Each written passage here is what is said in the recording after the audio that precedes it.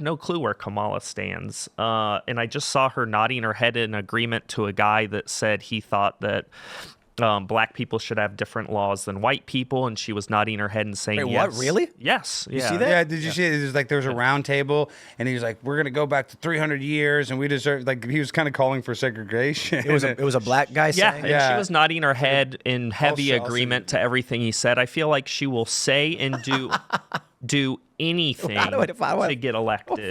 And so I just don't know where she stands. She's kind of an enigma to me. Yeah, it was like a round table of like black business owners or something. The conversation took place, it looked like, on a couch in a hotel lobby. Yeah, here it is. This is it. Yeah. Here we go. And we're talking about specifically something that happens to black people here in America. So we have to be specifically targeting to help those people. Because we put those people in a position, and everybody knows the history. Yeah. Everybody understands the history of America. That's right. America, you did this to these people.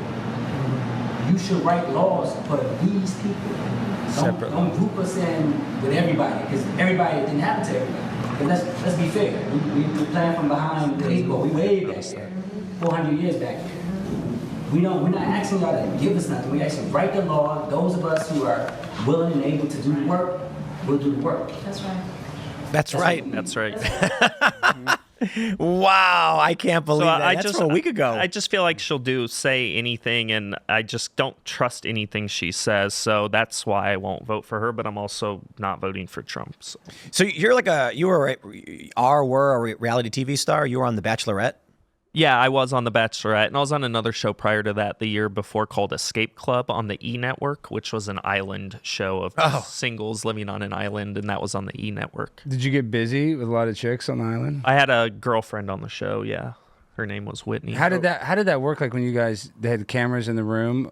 They did at all times. They had one in the corner even when we were sleeping that was on 24/7. And so on the show, we didn't do anything physically because it was... The whole time? I know, because you don't want them to have... Yeah, right. Wow. How could you... I can't imagine that. How do you sleep with a camera on you? I don't know. It was a small one just in the corner. You're so exhausted by the end of filming every day. We were on an island. We were in Punta Cana in a mansion on the ocean. It was awesome. That's awesome, but I was on a show, Tim. You might not even know this. It's called The Glass House, and it's like a Big Brother. You told me that. Yeah, but and you were in It's Always Sunny. Yeah, I was on a bunch of different stuff. But this is what was annoying is because of the strategy, they had to have cameras in the bathroom. What? Because you could go. Yeah, you could go. I was saying, you can go in the bathroom and talk strategy. Yeah, so it doesn't point towards the toilet. It points, to the way. So I'd be like.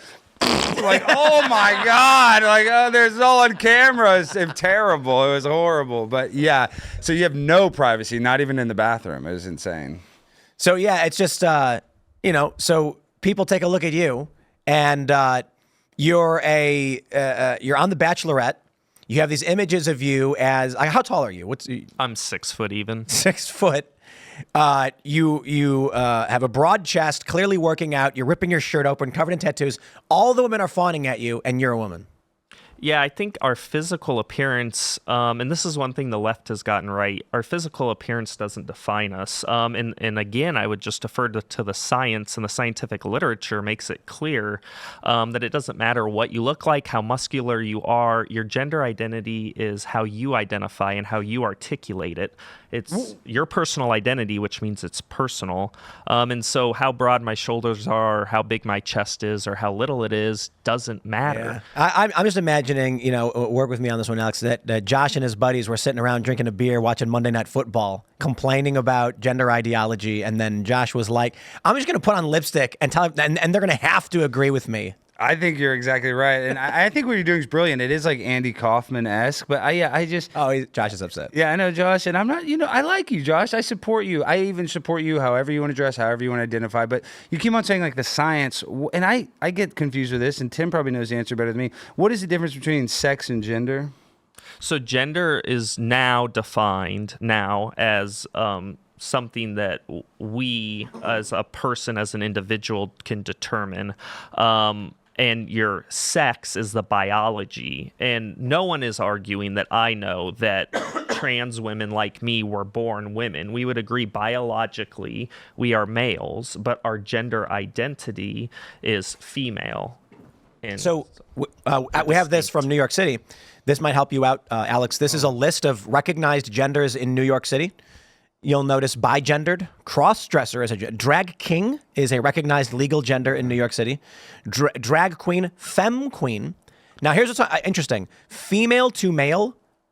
Literally female -to -male is a gender, and right next to it, FTM is a separate gender. And I just Which is female to male. That's what it says. I just want to point out that all the health organizations too make it clear that you can be trans and non-binary and gender fluid at the same time. So I've spent a lot of time thinking about that if I fit into those other boxes, because you can be all of them simultaneously.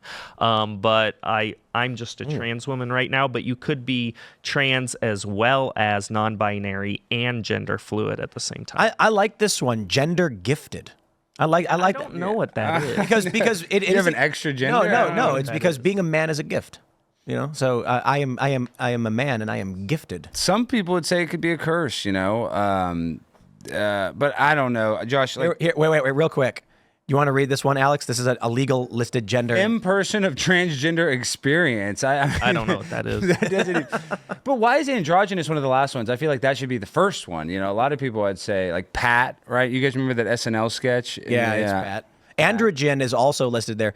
And so the issue with this is actually in New York City law, gender is defined as they give you this non-legal definition, but if you actually pull up city ordinance and human rights code, gender identity is considered self-expression. Right. So it's every and anything. So it creates an interesting legal conundrum, I suppose, in that a furry is a gender.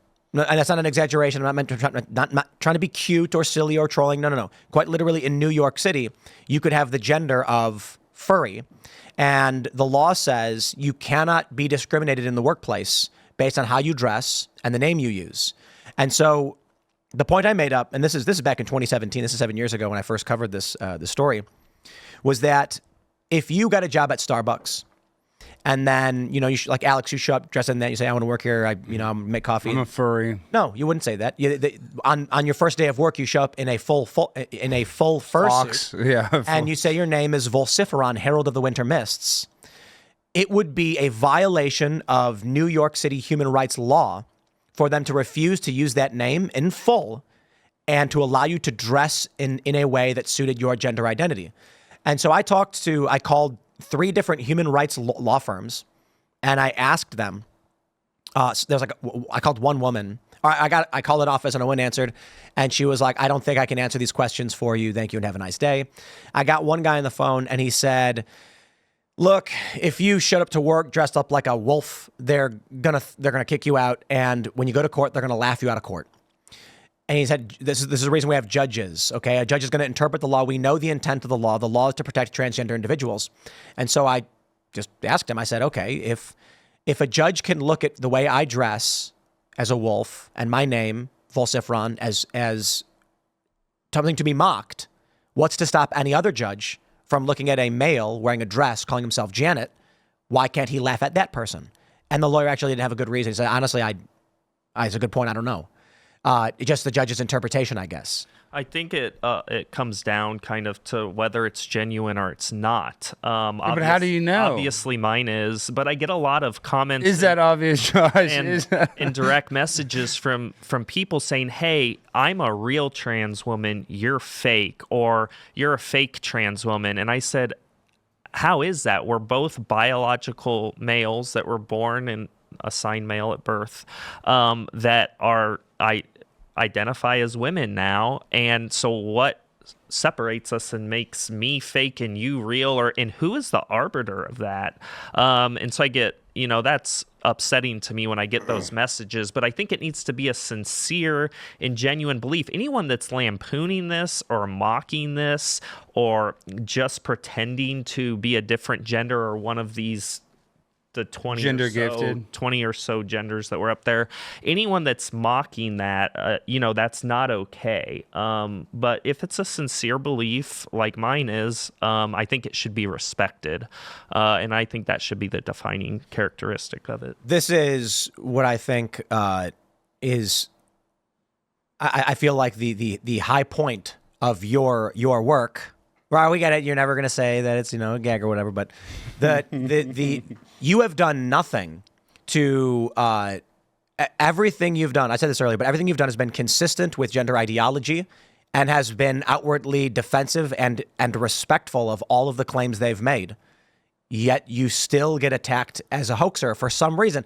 And this is what I'm trying to figure out. What is the line to where there is a 6'5" biological male wearing a dress with, you see this guy, big silicon or whatever, those fake boob suit, things, big fake lips, and this person's like, "It's ma'am, excuse me, you refer to me as ma'am," and they're like, "You got it." And then when you do this, when you're not even doing anything as crazy as that, they insult and attack you as if you're lying about it when you've followed all of the rules. What's even more surprising, I would expect me to get attacked. I think what's surprising is who it's coming from.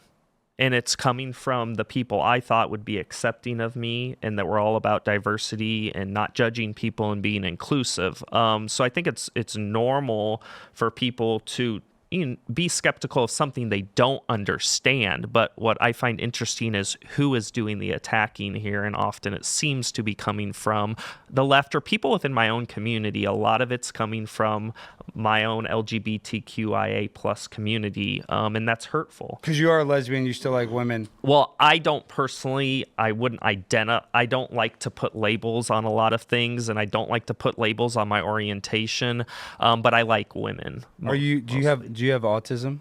Do I? Mm-hmm. No. I have a family member that has Tourette's, but no, I don't. Because a lot of, those are very different things. They are It's on the different. spectrum. No, Tourette's is on. Really? It is on the autism spectrum. it It's really? the very Okay. the smaller side of the yeah. Because a lot of people that are trans, and this is conspiracy, and I think this is fine for you too, but a lot of people that are trans have autism. They've just done studies, not all trans people, but, and they say that there's an increase in autism, and maybe that's an increase in transgenderism. What Have you never to heard you that theory? correlates, or what is the causative I don't know. I don't link there? Why do you think that? Is there a broader point you're making about you think people I do- autistic would be confused or something? Real quick, I do have a fact check. It's not on the spectrum, Tourette syndrome, but it does overlap with autism. Okay. Yeah, there's so this is what pops up when you search for it. Okay. TS and ASD include very similar things and overlap in their symptoms. Interesting. Yeah, it's very. If it overlaps, then it's on it. But okay. Anyway, Well, I was just curious. I didn't know if you. I have not heard about those studies, Alex, and I don't know if there's any merit to them. And I could be wrong. I don't want to get a strike or anything like that. I don't want to, but I just, you do hear that, at least I hear that. I don't have autism. what's up with that video where the woman is at a pool filming you walking around and she said she caught you or something? Yeah, what about that? You got exposed. I went to the pool, and I Topless. I was, well, again, this is the thing. It's Your I can nipples out. I can present how I feel most comfortable presenting at any time. And again, that's the scientific literature makes it clear.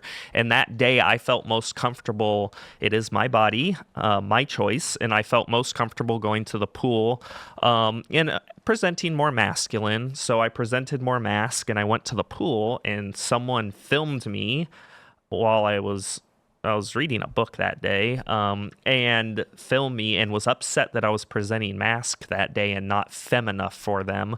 And Was this in Illinois? Yeah. It's not legal for women to be topless in public in Illinois. I was just presenting more masculine that day. But you're a woman, right? You're breaking I the am, law. but You're going to jail, Josh. Again, You're going to jail.